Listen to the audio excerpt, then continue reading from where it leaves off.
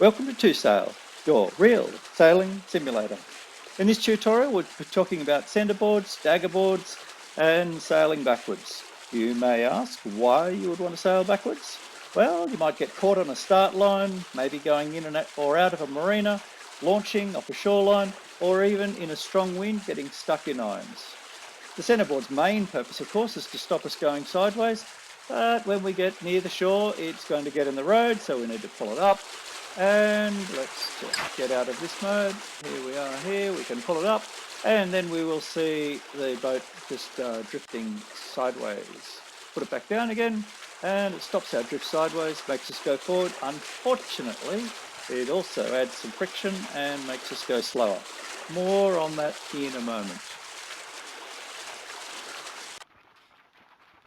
So as learners, the main thing about the centreboard is that before we actually leave the shore, it will be up, and we need to check that it goes down a little bit, which it does here. Let's just move our vision around and we should be able to see it a little bit easier. There it is up, and there it is back down again. We're talking about this board here in the middle of the boat, and put it in and down just a little tiny bit, but not too much, or it'll hit that big thing underneath us called Mother Earth. And then as soon as we set off, and I'll just pull the sail on here, and we should be heading out here. As soon as we set off, we're starting to drift sideways. Get the centreboard down as soon as we can, and that will help us then to steer and to go forward. A little bit more sail, and we've now left the shore safely. But don't leave it at that. We need to tie it down, so that if we capsize, it doesn't slip out. We may well need it. If we capsize, it will help us to bring the boat back up again.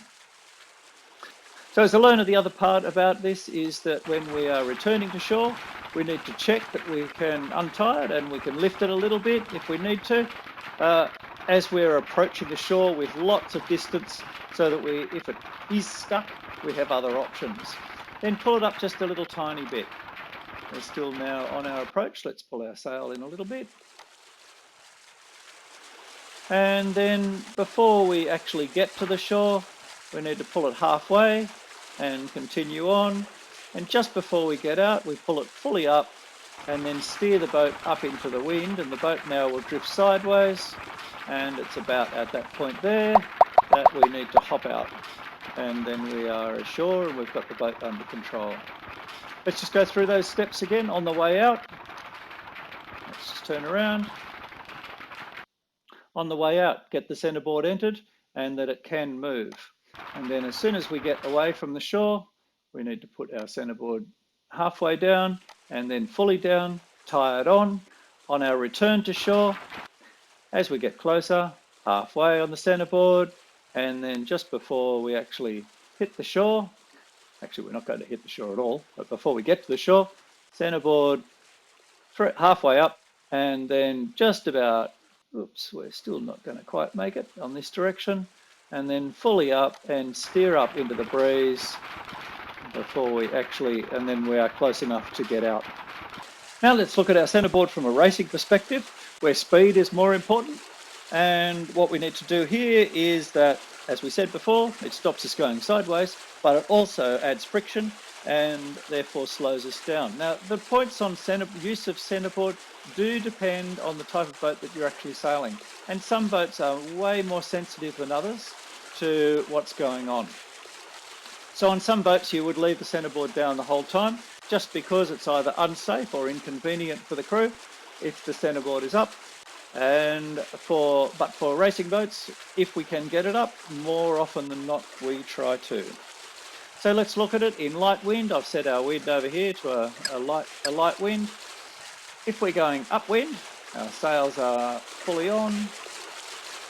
We are slightly heeled and we are heading up so that our telltales are nice. Then our centreboard is fully down. When we move it round onto a reach where the wind is now across the side of the boat, our sails are eased out. A reach, even a broad reach. There we are with our telltales in a little bit. Then our centreboard, if we now look at our speed, if our centreboard goes up to halfway, then our speed will increase. Indeed, if we go downwind, let's just try and miss that start boat, we can lift our centreboard fully up, and that will help us with our speed as well.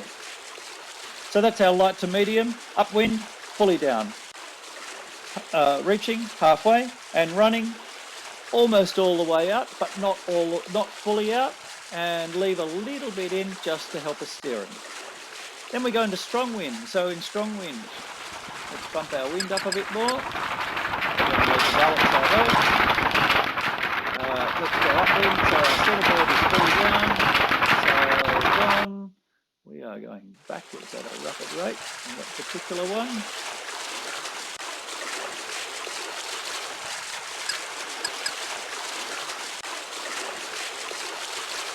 Going upwind.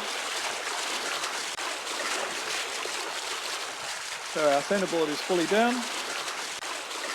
And however, on strong breezes in some boats, you can raise the centreboard just a little tiny bit, and it will actually help you.